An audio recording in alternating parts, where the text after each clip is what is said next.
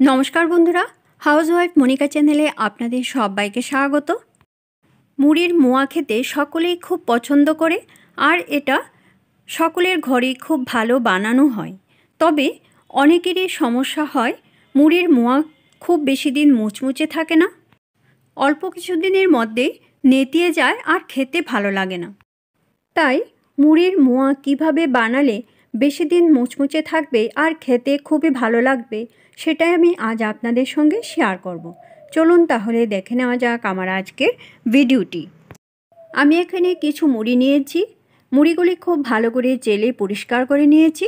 দেখুন, মুড়িগুলি একটু মোটা, আপনারা চাইলে সরু মুড়িগুলিও নিতে পারেন, কোনো সমস্যা নেই।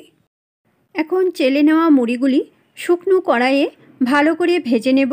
মুড়িগুলি ভাজার সময় চুলার ফ্লেমটা একদম লোতে রাখতে হবে, না হলে মুড়িগুলি পুড়ে যাবে।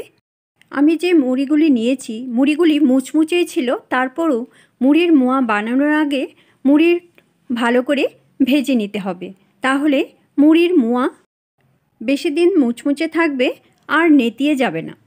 লো ফ্লেমে মুড়িগুলি অনবরত নাড়তে নাড়তে যখন দেখা যাবে যে মুড়িগুলি বেশ গরম হয়ে গেছে, তখন মাঝে মাঝে চেক করে মুড়িটা কতটুকু মুচমুচে হয়েছে এদিকে লক্ষ্য রাখতে হবে।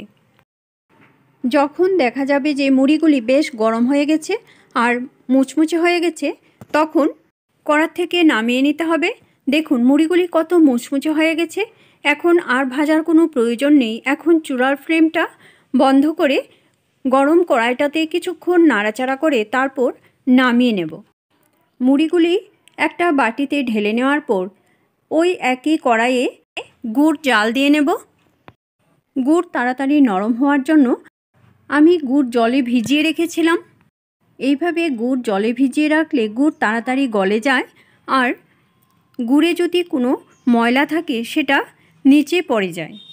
এই গুড়টা খুবই পরিষ্কার, নিচে কোনো ময়লা পড়েনি। দেখুন, ফেনা আসতে শুরু করেছে আর গুড়টাও গলতে শুরু করেছে।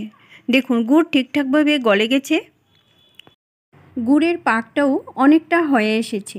দেখুন, এভাবে চেক করে নেব। দেখুন, এক তার হয়ে গেছে। এখন চুলার ফ্লেমটা একদম লোতে রাখবো আর আস্তে আস্তে মুড়িগুলি দিয়ে দেব আর নাড়তে থাকবো। সমস্ত মুড়িগুলি দেওয়ার পর গুড়ের সঙ্গে ভালো করে মিশিয়ে দিতে হবে, যেন সব মুড়িতে জাল দেওয়া গুড় খুব ভালো করে লেগে যায়। গুড়ের সঙ্গে মুড়ি খুব ভালো করে মেশানোর সময় চুলার ফ্লেমটা একদম লোতে রাখতে হবে, বন্ধ করা যাবে না। তাহলে মুড়ির মোয়াগুলি খুব ভালো হবে আর বানাতেও খুব ভালো লাগবে। মুড়িগুলি গুড়ের সঙ্গে খুব ভালো করে মেশানো হয়ে গেছে। এখন কড়াইটা নামিয়ে টেবিলে নিয়ে আসছি। এখন হালকা একটু ঠান্ডা করে নেব, তারপর মোয়াগুলি বানিয়ে নেব। এদিকে আমি হাতে তেল মাখিয়ে নিয়েছি। মোয়াগুলি বানানোর সময় মুড়িগুলি খুব বেশি ঠান্ডা করা যাবে না, একটু গরম অবস্থায় বানিয়ে নিতে হবে। দেখুন, এইভাবে হালকা হাতে চেপে চেপে মোয়াগুলি বানিয়ে নিতে হবে। মোয়ার সাইজটা আপনারা আপনাদের পছন্দ অনুসারে বানিয়ে নেবেন।